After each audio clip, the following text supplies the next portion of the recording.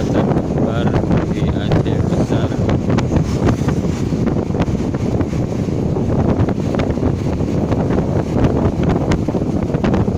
Semuanya sebelah kiri udah lewat.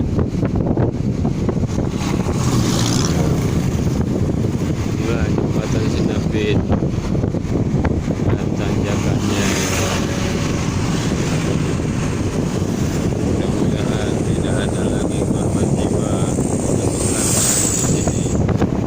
Sudah ada aman. Inilah jembatannya.